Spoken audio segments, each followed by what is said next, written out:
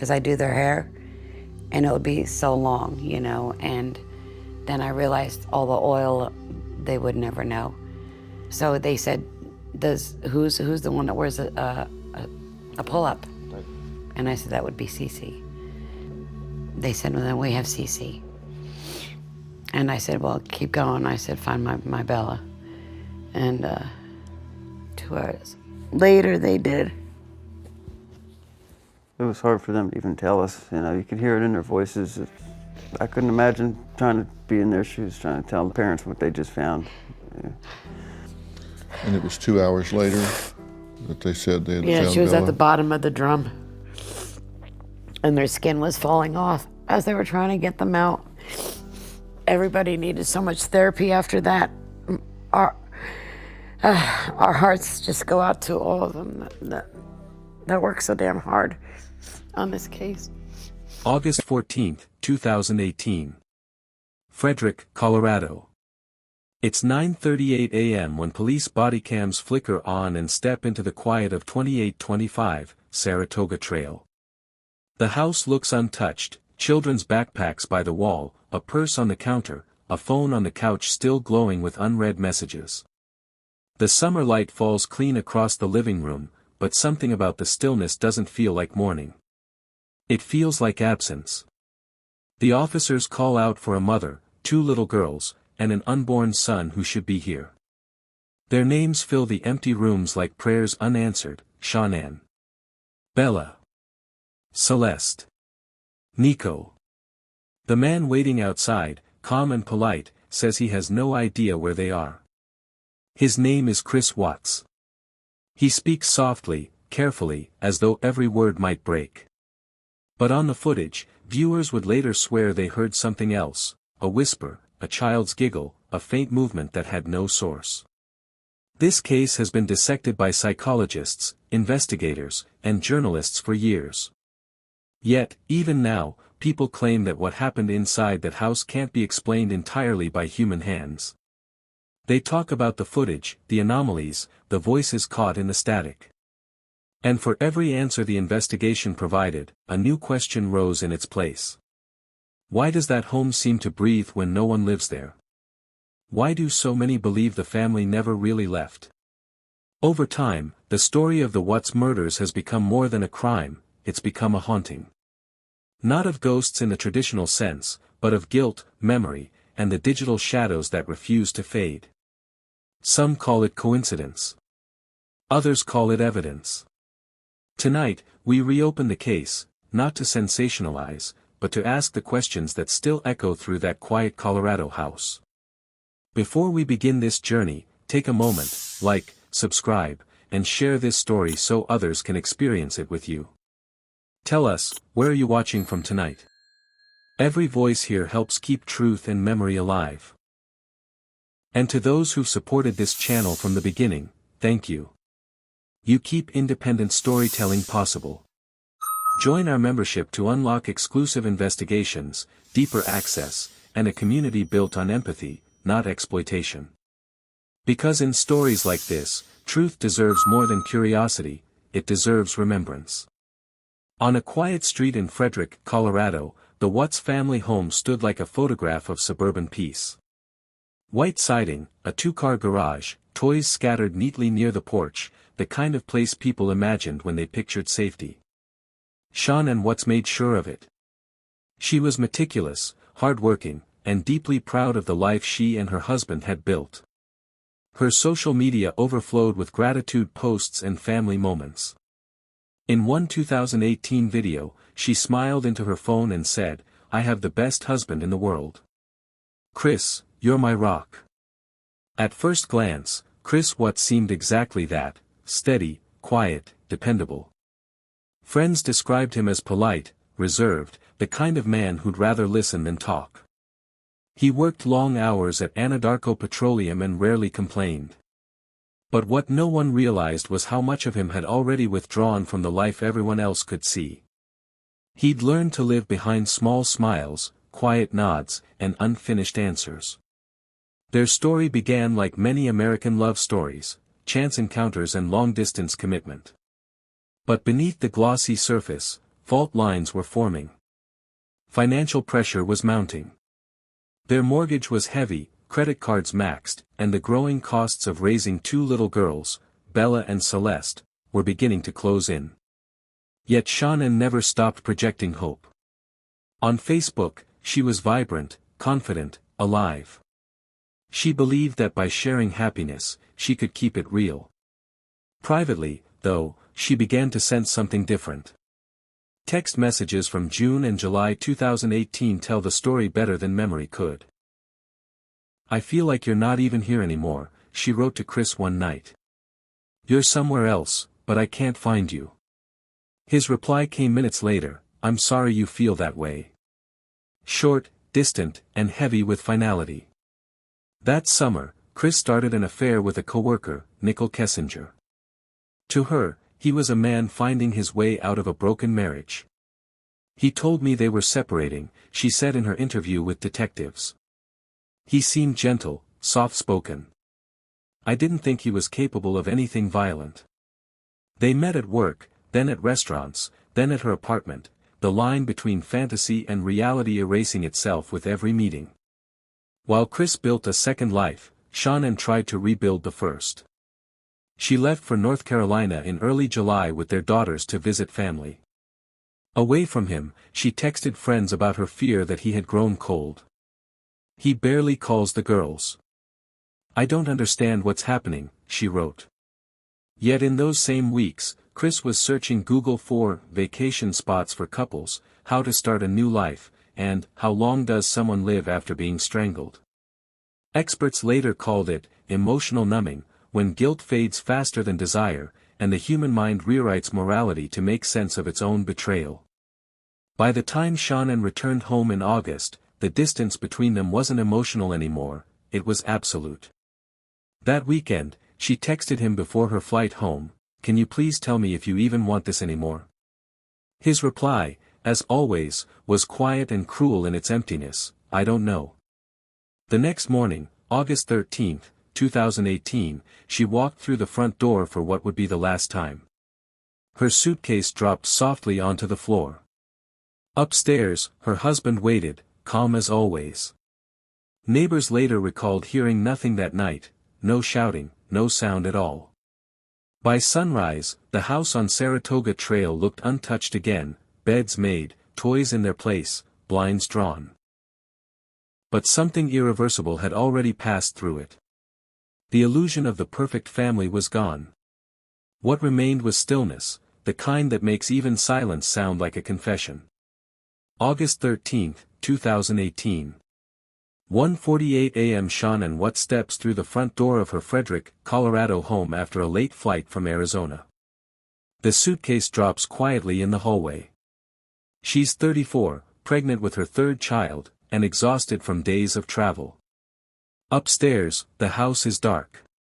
Her daughters, Bella and Celeste, are asleep in their rooms. Chris is awake, or at least pretending to be. He greets her without emotion.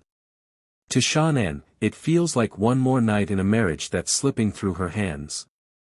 But by sunrise, that ordinary silence will become the last anyone ever hears from her.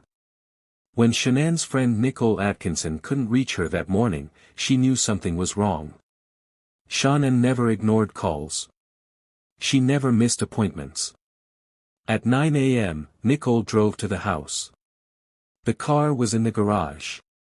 The kids' car seats were still inside. Shannon's shoes, the ones she always wore, were by the door. She called Chris, who claimed he was at work. But when police arrived minutes later, his truck was still parked down the street. That's when the search began.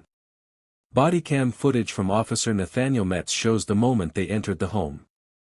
It's one of the most unsettling videos in modern true crime, not because of what's visible, but because of what isn't. Every detail seems intact, a phone on the couch, a purse on the counter, a wedding ring left neatly on the nightstand. In the background, Chris stands with folded arms, answering questions with a calm that feels almost unnatural.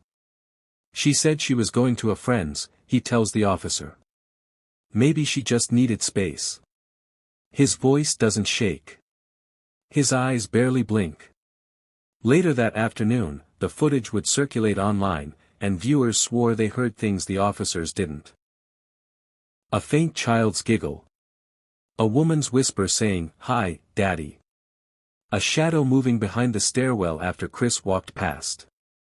Paranormal investigators would later analyze the recording frame by frame, claiming it captured spiritual evidence of the girls still present in the house. Skeptics said it was compression distortion, a trick of light and sound. But for those who believed, it was proof that innocence leaves an echo. The police, meanwhile, focused on evidence they could touch. Shanann's phone was found on the couch, her medication untouched, her car still in the garage. None of it fit with the story of a voluntary disappearance. The deeper investigators looked, the more contradictions appeared. Chris's phone records showed text messages deleted in the early hours of the morning. His co-workers confirmed that he arrived at a remote oil site unusually early that day. That evening, he gave his first on-camera interview, a plea for his family's safe return. He stood on the front porch, arms crossed, and told local reporters, "If you're out there, just come home. If somebody has them, please bring them back." The nation would later replay that clip endlessly, watching his expression frame by frame. The way his lips pressed together after each sentence. The way his shoulders remained loose when mentioning their names. One body language expert called it the performance of control under collapse. By midnight, the home was under full investigation. Crime scene units marked off the driveway. Neighbors handed over surveillance footage showing Chris backing his truck into the garage before dawn. When asked why, he said he was loading tools for work. Detectives noted the pause before he answered. Days later, his story would unravel completely. But even before the confession, something about that first day stayed with everyone who watched it, that feeling that the house itself was trying to tell the truth. Some said they could feel it through the screen, that the quiet between police questions carried a presence.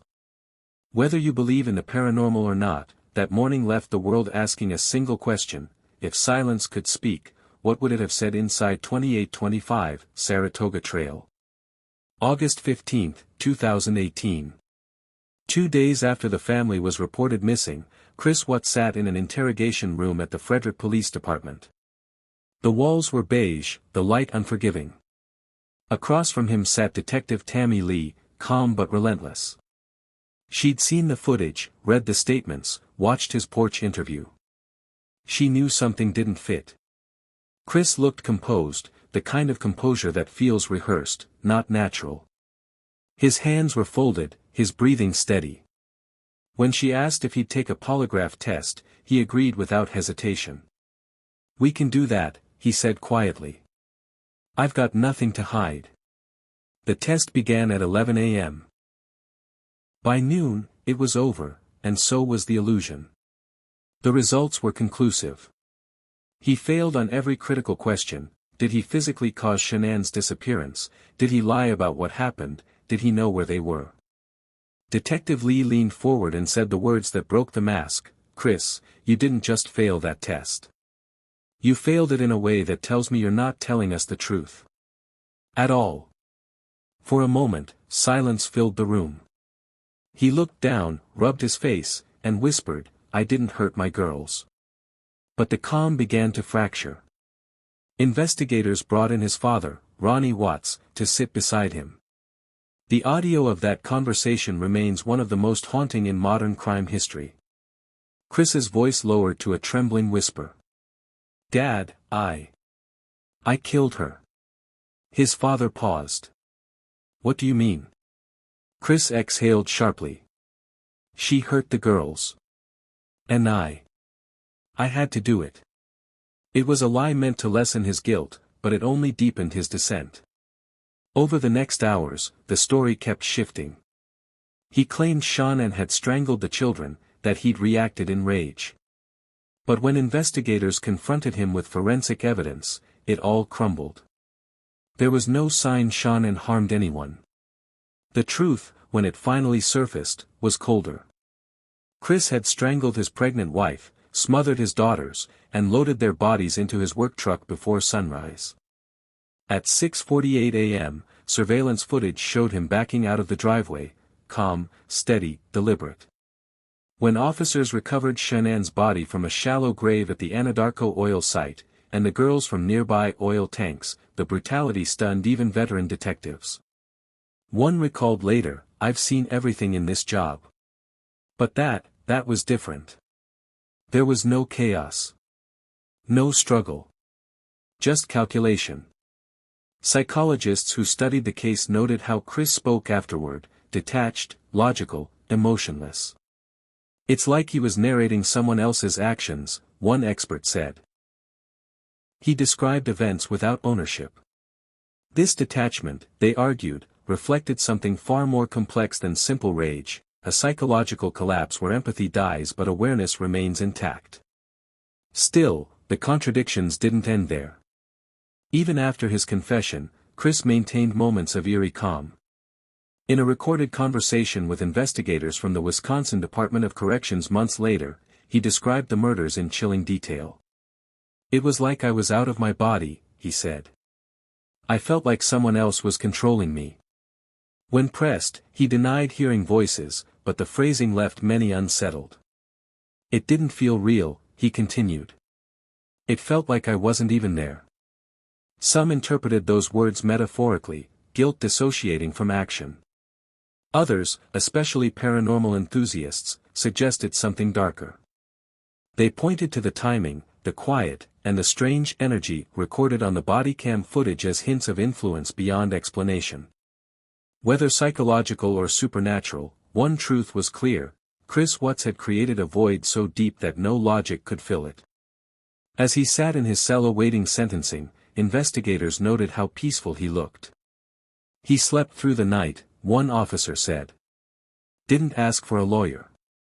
Didn't cry. Just stared at the wall." To those who believed in redemption, it was composure. To others, it was emptiness. When he finally faced the judge on November 19, 2018, he pleaded guilty to all charges, 5 counts of murder, 1 for unlawful termination of pregnancy, and 3 for tampering with a deceased body. He avoided the death penalty by agreement.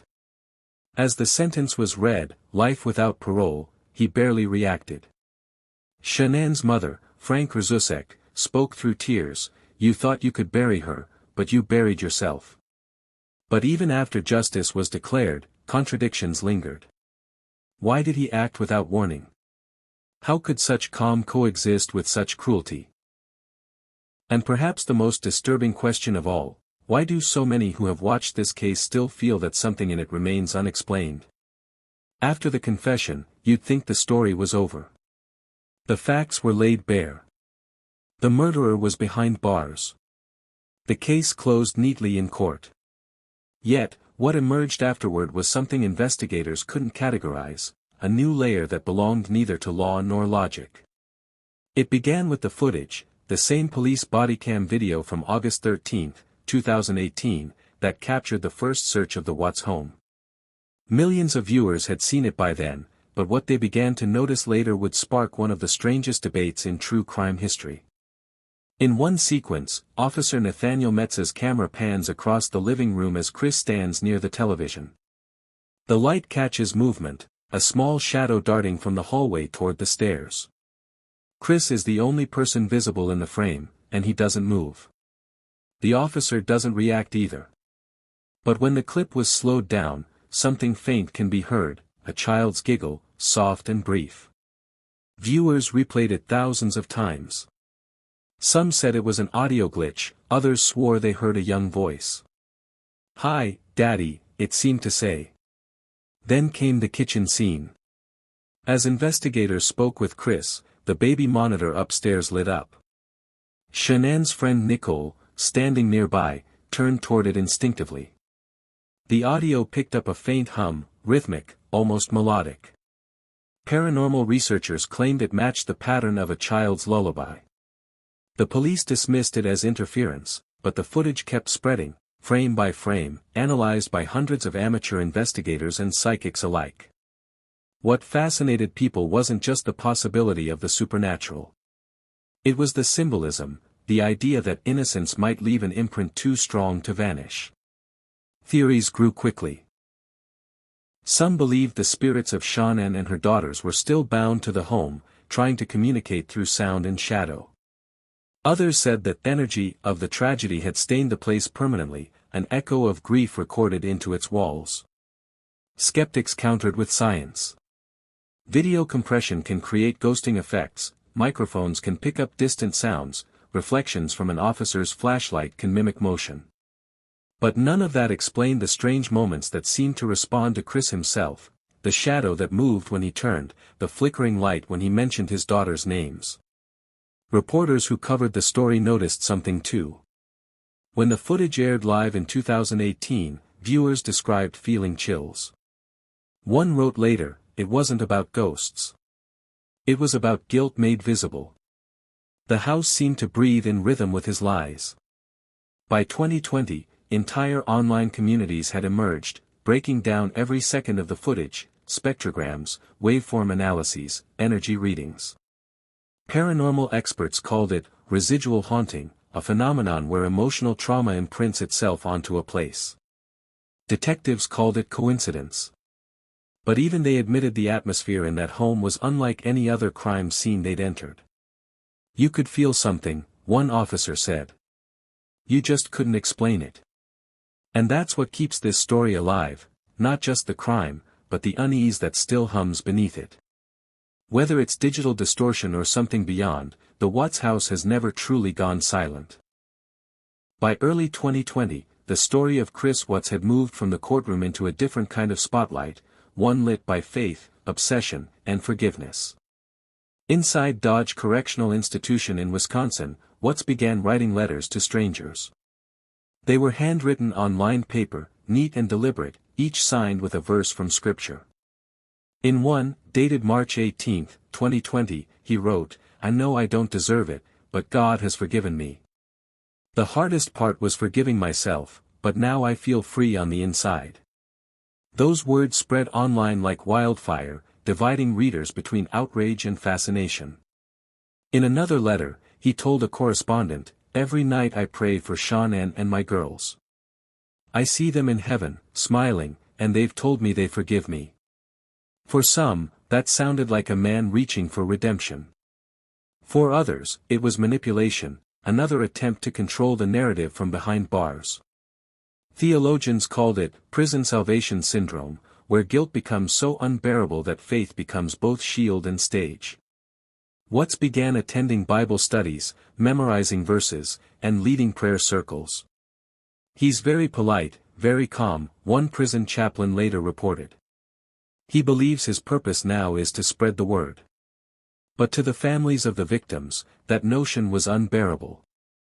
Shannon's mother told reporters, "He took everything from us. If God forgives him, that's between them. But peace? He doesn't get that from us." Her voice trembled, not with hate but with exhaustion, the kind that comes from carrying a grief that never runs out of days.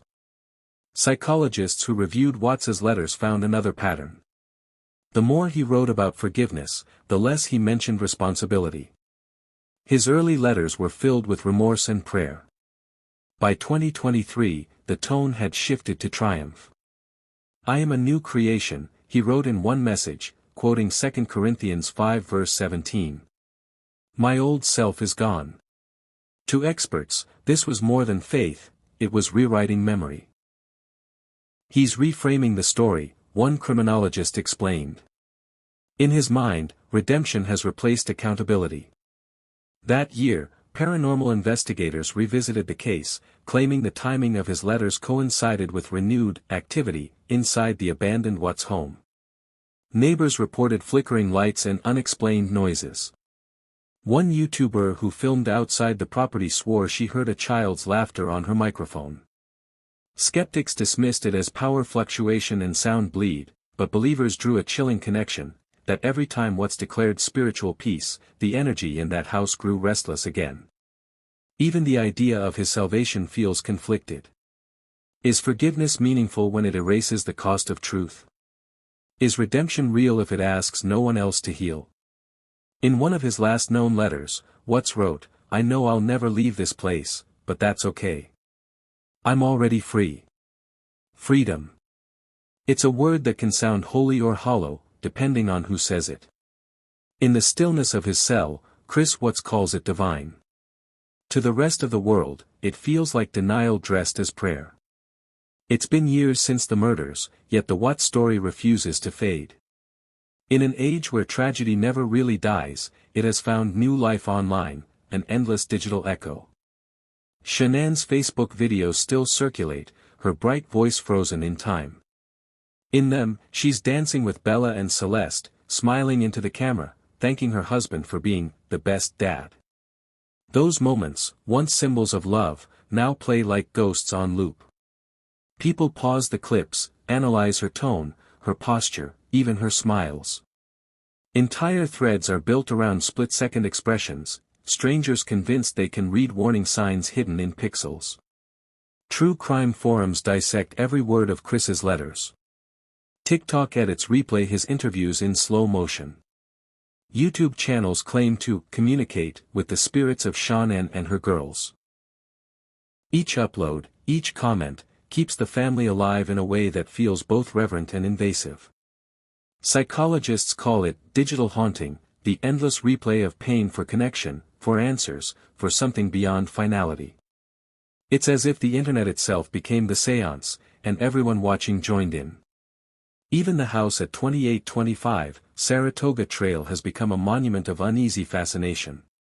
Its Zillow page remains frozen in time, the listing photos unchanged since the crime. The blinds are closed now. Neighbors say no one stays long. Late at night, people drive by and park across the street, headlights dimmed, cameras ready. They wait, recording, hoping to capture proof that what happened there still lingers. But maybe the real haunting isn't supernatural at all.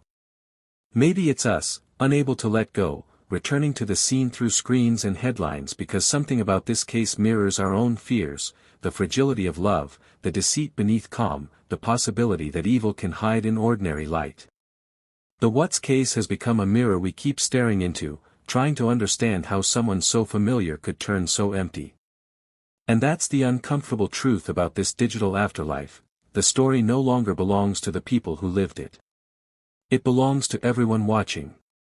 And every replay, every upload, every whispered theory keeps that house breathing, long after its lights went out. Today, the house on Saratoga Trail still stands, quiet, empty, and unchanged. The grass grows wild. The windows stay closed. But for many, it remains a place that refuses to fade from memory. Investigators, neighbors, and strangers alike say the same thing when they pass it: you can feel something there. Maybe it's guilt. Maybe it's grief. Or maybe it's the echo of a story the world still hasn't finished telling. The Watts case reminds us that even after justice, some questions outlive their answers. Whether you believe in the paranormal or not, one truth remains.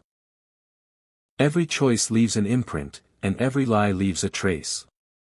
Some call that energy. Others call it conscience. Before you go, take a moment to support this channel by liking, sharing, and subscribing. Tell us where you're watching from tonight, your thoughts, your theories, your truth. And to everyone who's been part of this journey, thank you. Your support keeps stories like this alive, stories that matter, stories that remind us how fragile humanity can be. Because some houses never stop speaking, we just have to listen closely enough to hear.